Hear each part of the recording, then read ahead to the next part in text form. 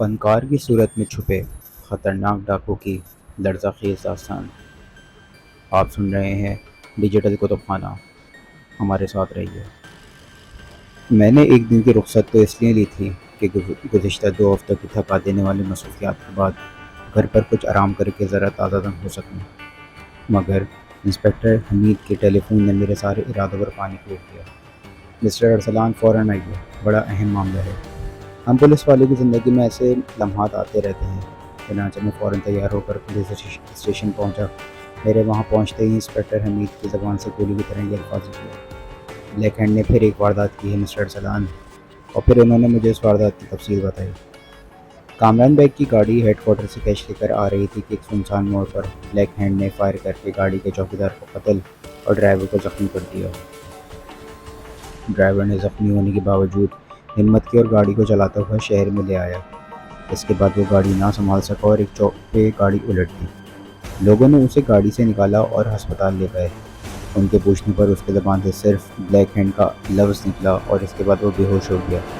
پھر اسی حالت میں وہ دنیا سے رخصت ہو گیا۔ کیا یہ کام واقعی بلیک ہینڈ کا ہے؟ میں نے پوچھا۔ ڈرائیور کی زبان سے اسی کا لفظ نکلا تھا۔ بے ہوش ہونے سے پہلے اور پھر واردات کا انداز بھی وہی ہے۔ وہ اکیلا ہی لوٹ مار کرتا ہے۔ اس کا حلیہ معلوم ہے آپ کو؟ نہیں، اور شاید کسی کو معلوم بھی نہیں، کیونکہ کسی نے آج تک اس کا چہرہ نہیں دیکھا، اور دیکھا بھی ہے تو بتانے کے لیے دنیا میں موجود نہیں ہے وہ۔ ویسے بھی وہ نقاب پہن کر واردات کرتا ہے۔ اور بلیک ہینڈ، یہ کیسے نام پڑا اس کا؟ شاید اس لیے کہ سیاہ رنگ کے دستانے پہنتا ہے۔ سیاہ دستانے؟ وہ کیوں؟ مجھے کیا پتا، انسپکٹر حمید نے شانے اچکاتے ہوئے کہا۔ میں تو یہ جانتا ہوں کہ وہ اشتہاری مجرم ہے جو ہر تھانے، ہر پولیس اسٹیشن کو مطلوب ہے۔ وہ گاڑیوں کو لوٹتا ہے اور چھلاوی کی طرح غائب ہو جاتا ہے۔ مگر اس واردات میں تو اسے کامیابی نہیں ہوئی، میں نے کہا۔ ہاں، انسپکٹر حمید نے کہا۔ ڈرائیور اپنی جان پر کھیل کر گاڑی کو بھگا لایا۔ بہرحال اب ہم دونوں کو اس کا سراغ لگانے ہیں۔ تمہیں کتنا وقت چاہیے تیاری کے لیے؟ جناب، میں تو تیار ہو کر آیا ہوں۔ تو آؤ پھر چلتے ہیں۔ باہر جیپ تیار کھڑی۔ انسپکٹر حمید اٹھے اور باہر کی طرف بڑھے۔ وہ جیپ کا دروازہ کھولنے ہی والے تھے کہ میں نے کہا، جناب مجھے ایک اور خیال آیا ہے۔ اس جیپ کی بجائے ہم کیوں نہ بینک والی گاڑی استعمال کریں جسے بلیک ہینڈ نے لوٹنے کی کوشش کی تھی؟ اس کا کیا فائدہ ہے؟ جناب، فائدہ یہ ہے کہ بلیک ہینڈ نے اس گاڑی کو لوٹنے کی کوشش کی تھی مگر لوٹ نہ سکا۔ میرا خیال ہے کہ وہ اب بھی کہیں آس پاس ہی ہوگا کہ موقع ملے تو اپنا ادھورا کام پورا کر سکے۔ اور پھر میرا یہ خیال ہے کہ وہ یہاں سے میلوں دور جا چکا ہوگا۔ ہو سکتا ہے کہ آپ کا خیال درست ہو، مگر یہ بھی یقینی بات ہے کہ اگر اسے بینک کی گاڑی نظر آئی تو اسے پھر لوٹنے کی کوشش کرے گا۔ ہاں، تمہاری بات میں دم ہے۔ چنانچہ ہم بینک کی گاڑی میں بیٹھ کر روانہ ہو گئے۔ میں نے اسٹیئرنگ وہیل سنبھالا اور انسپکٹر حمید رائفل لے کر پیچھے بیٹھ گئے۔ ہم نے اس سنسان موڑ کے بارے میں اچھی طرح معلومات حاصل کر لی تھیں جہاں بلیک ہینڈ نے گاڑی پر حملہ کیا تھا، اور ہمیں یقین تھا کہ ہماری اور بلیک ہینڈ کی مد بھیڑ دوبارہ اسی جگہ پہ اسی مقام پہ ہوگی۔ ہم اس سنسان موڑ پر آ چکے تھے۔ یہ سنسان موڑ ہی نہیں، خاصا خطرناک بھی تھا۔ اس کے دونوں طرف پہاڑیاں اور ٹیلے تھے۔ میں گاڑی چلاتا ہوا سامنے کی طرف نگاہ جمائے ہوئے تھا کہ اچانک ایک ٹیلے پر کوئی چیز حرکت ہوتی ہوئی نظر آئی۔ انسپکٹر حمید چیخے، جھک جاؤ ارسلان! میں نے اپنا سر نیچے کر کے گاڑی کی رفتار آہستہ کر لی۔ اس کے ساتھ ہی انسپکٹر حمید نے رائفل کی نال کھڑکی سے باہر نکال کر ٹیلے کا نشانہ کیا۔ اسی وقت ٹیلے کی طرف سے فائر کی آواز گونجی اور اس کے ساتھ ہی انسپکٹر حمید نے بھی ٹیلے کی طرف فائر کیا۔ میں نے گاڑی روک لی اور ہم دونوں اچھل کر گاڑی سے باہر آ گئے۔ گاڑی سے نکلتے ہی ہم ٹیلے کی طرف لپکے، مگر فائر کرنے والا آدمی پہاڑیوں اور ٹیلوں کی اوٹ لیتا ہوا وہاں سے غائب ہو چکا تھا۔ انسپکٹر حمید نے پھر کچھ سوچا اور کہنے لگے، میں اس بدماش کا سراغ لگانے کے لیے ان ٹیلوں کی طرف جاتا ہوں۔ یہاں سے آگے چند میل پر نور شاہ کا قصبہ ہے، وہاں بابا نور شاہ کی مزار کے پاس ایک چھوٹا سا ہوٹل ہے، تم وہاں پہنچ جاؤ، میں بھی شام تک پہنچ جاؤں گا۔ یہ کہہ کر انسپکٹر حمید ٹیلے کی طرف بڑھ گئے۔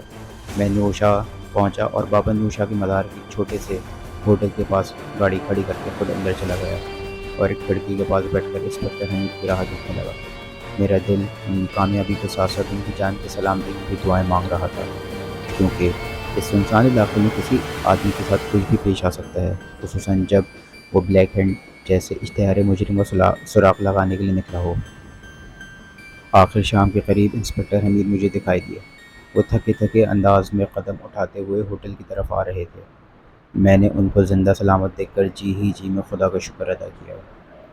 کچھ کامیابی ہوئی جناب؟ میں نے بےتابی سے پوچھا۔ انسپکٹر حمید نے نفی میں سر ہلا دیا، پھر کہنے لگے، یہاں سے 5 میل دور مجھے اس کا سراغ ملتا رہا، لیکن پھر اندھیرا ہو جانے کے باعث مجھے اپنی کوشش کو ترک کرنا پڑا۔ اب ہم کیا کریں؟ ہم یہیں ٹکیں گے، انسپکٹر نے جواب دیا۔ میرا خیال ہے وہ ادھر ہی آیا، ہو سکتا ہے نور شاہ میں ہی ہو۔ اگر ہو بھی تو ہم اسے ڈھونڈیں گے کیسے جناب؟ میں نے کہا، یہ تو گھاس کے ڈھیر میں سوئی تلاش کرنے والی بات ہے۔ ہم تو اس کا حلیہ بھی نہیں جانتے، اور پھر یہاں ان دنوں ایک تھیٹر کمپنی آئی ہوئی ہے، باہر سے بھی بہت سے لوگ تھیٹر دیکھنے آئے ہوئے ہیں۔ ایسے میں اس جیسے اجنبی کو کیسے پہچانا جا سکتا ہے؟ تھیٹر؟ انسپکٹر حمید نے کچھ سوچتے ہوئے کہا، یہاں تھیٹر کمپنی آئی ہوئی ہے؟ جی ہاں جناب، میں نے جواب دیا۔ اس کا مطلب ارد گرد کے بہت سے لوگ بھی تھیٹر دیکھنے آئیں گے، اور اگر ہمارا یہ آدمی اپنے آپ کو تھیٹر کے لوگوں میں گم کر دے تو اس کے لیے مناسب ترین جگہ وہی ہے۔ ارسلان، ہم بھی چلیں گے یہ شو دیکھنے کے لیے۔ وہ تو ٹھیک ہے جناب، میں نے کہا، مگر وہ وہاں ہوا بھی تو ہم اسے پہچانیں گے کیسے؟ کوئی حلیہ، کوئی نشانی، کوئی شناخت؟ ہمارے پاس تو کچھ بھی نہیں ہے۔ صرف ایک بات ہے جس سے اس کی شناخت کی جا سکتی ہے، انسپکٹر حمید نے کچھ سوچتے ہوئے کہا۔ ذرا سوچو، ایک شخص سیاہ دستانے پہن کر پستول یا بندوق کیوں چلاتا ہے؟ بہت سی باتیں آ رہی ہیں میرے ذہن میں ارسلان۔ مثلاً کیسی باتیں آ رہی ہیں آپ کے دماغ میں؟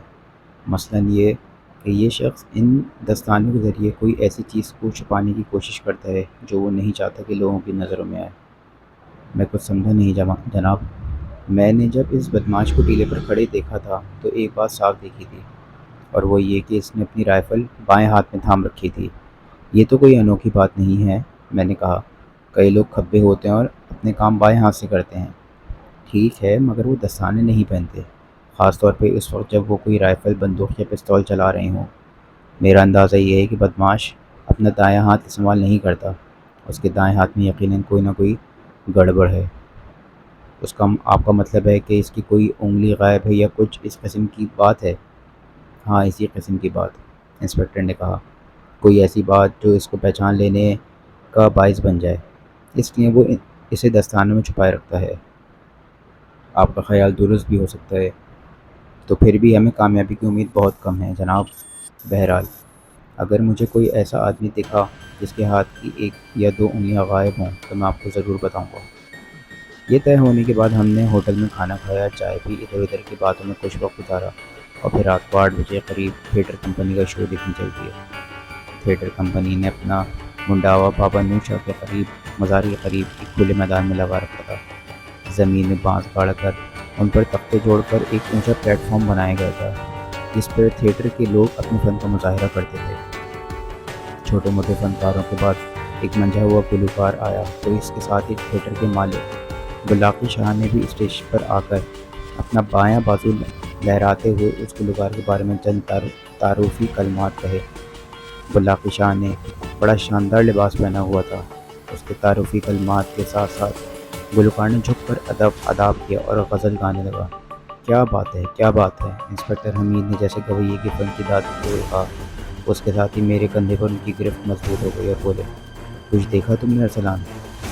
ہاں دیکھا، بہت اچھا گاتا ہے یہ۔ ارے گانے کو گولی مارو، انسپکٹر نے آہستہ سے کہا۔